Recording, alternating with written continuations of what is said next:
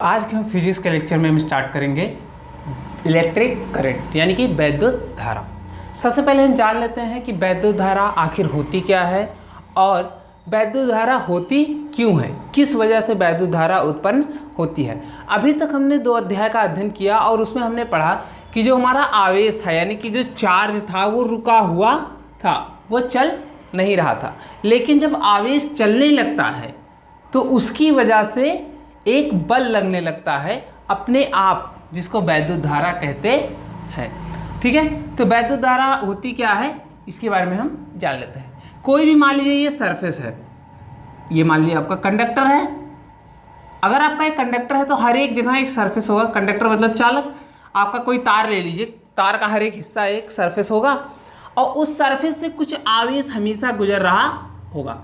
अब देखिए एक बात ध्यान रखिएगा, जितना आवेश इस वाले सरफेस से गुजर रहा है उतना ही इस वाले से भी गुजरेगा, क्योंकि इसके अंदर कोई आवेश रुक थोड़ी ना सकता है। अगर रुकता तो ये हो जाता संधारित्र, और संधारित्र तो है नहीं, ये है हमारा चालक। तो इसके अंदर जितना आवेश इधर से मान लो अगर क्यू घुसता है तो उतना ही आवेश इधर से क्यू निकलेगा, यानी कि सब पृष्ठों से बराबर आवेश पार करता चला जाएगा। तो सभी से अगर बराबर आवेश जा रहा है तो इसका कुछ क्षेत्रफल होगा a और इसको कुछ समय लगेगा। ये जो q आवेश है इसको कुछ समय लगेगा। मान लीजिए यहाँ से हमने q आवेश डाला तो एक पृष्ठ को पार करने में q आवेश को कुछ समय लगेगा। मान लीजिए कि t टाइम लगता है, तो q आवेश को t टाइम अगर लगा तो वैद्युत धारा हो जाएगी हमारी I बराबर q/t।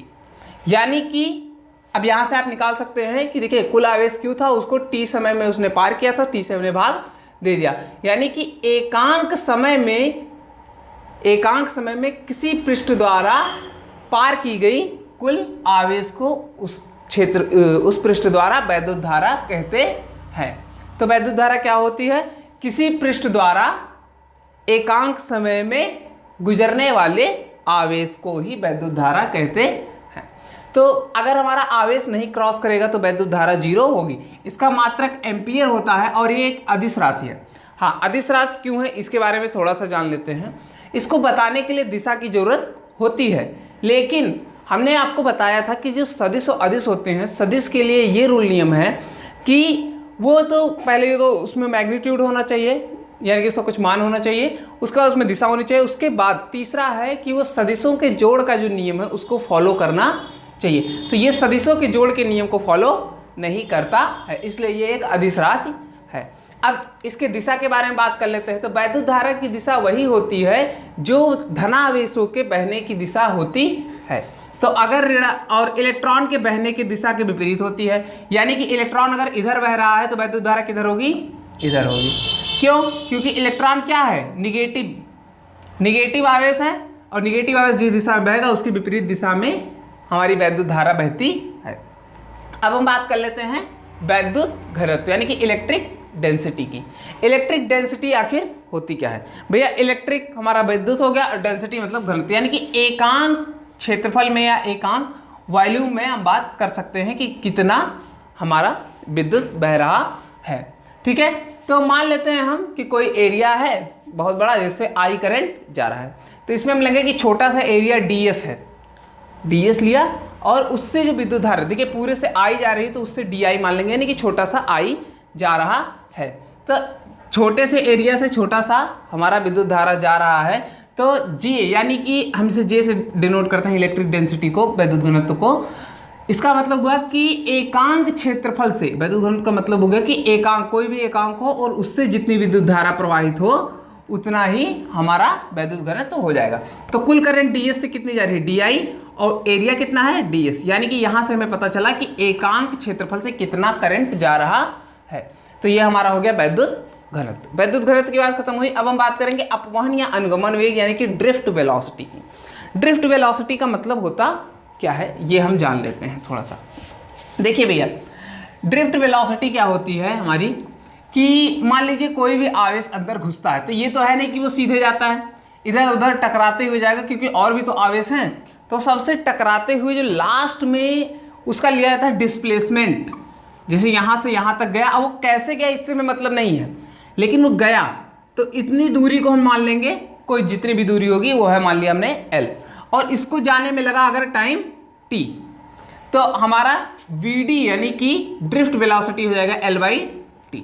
यानी कि हमें सिर्फ इससे मतलब है कि टोटल दूरी उसने कितनी तय की और कितना उसे समय लगा, अंदर वो क्या कर रहा है इससे मतलब नहीं है। तो ड्रिफ्ट वेलोसिटी हमारी यही बताती है। मान लेते हैं हमने कि ये कंडक्टर है, एक चालक है l लंबाई का, और उसमें एक q आवेश घुसता है और उसको यहाँ से बिंदु A से बिंदु B तक की दूरी को तय करने में t समय लगता है। तो ड्रिफ्ट वेलोसिटी यानी कि अपवहन या अनुगमन वेग vd बराबर l/t होगा। ठीक है। अब भैया एक बात बताइए, जो कंडक्टर है, ये जो हमारा कंडक्टर है ये l लेंथ का, अच्छा ये बेलनाकार है, बेलनाकार है, और इसका ये एरिया हम मान लेते हैं a। ठीक। अच्छा एक बात और जान लेते हैं, जो हमारा विद्युत धारा बहता है तो वो चार्ज की वजह से बहता है, आवेश की वजह से, और आवेश को कोई ले जाने वाला होगा, आवेश को कोई ले जाने वाला होगा। तो हम मान लेते हैं कि इसका n जो है नंबर ऑफ चार्ज कैरियर्स, यानी कि आवेश को ले जाने वालों की संख्या एकांक आयतन में। अब ये भैया पूरा बेलन है तो बेलन का आयतन ही निकालते हैं।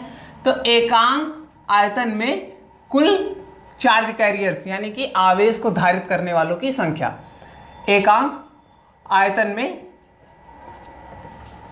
चार्ज कैरियर्स जिसको कहा जाता है इंग्लिश में, चार्ज कैरियर्स की संख्या। ठीक है, ये हो गया भैया। अब एक बात और, अब हम एक चीज और निकाल लेते हैं यहां से। अच्छा, हमने I = Q/T निकाला था। ठीक है, ये बात आप याद रखिएगा, इसी की जरूरत पड़ेगी। ठीक है, ये हमारा हो गया। अच्छा, चार्ज कैरियर कौन होता है? इलेक्ट्रॉन होता है। तो E हो गया इलेक्ट्रॉन पर आवेश। ठीक है, E- पर आवेश, ये हमारा हो गया।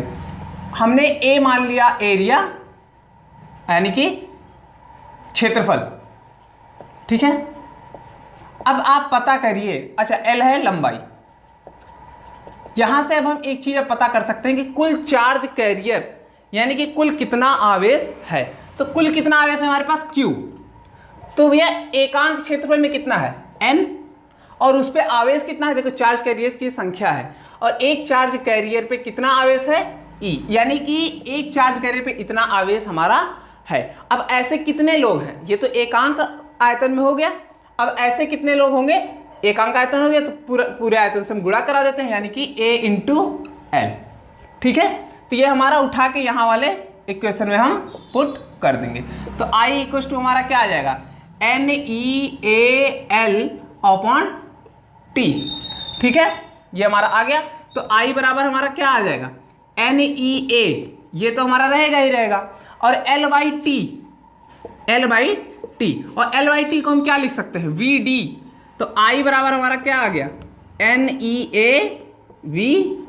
और यहाँ पे कौन क्या है ये बात हम लिख सकते हैं। I यहाँ पे विद्युत धारा है, N एकांक आयतन में चार्ज कैरियर्स की संख्या है, E क्या है? इलेक्ट्रॉन पर आवेश है, A क्या है? क्षेत्रफल है, और VD क्या है? ड्रिफ्ट वेलोसिटी यानी कि अपवहन या अनुगमन वेग। तो आज के लिए इतना रखते हैं, बाकी अब हम अगले क्लास में पढ़ेंगे।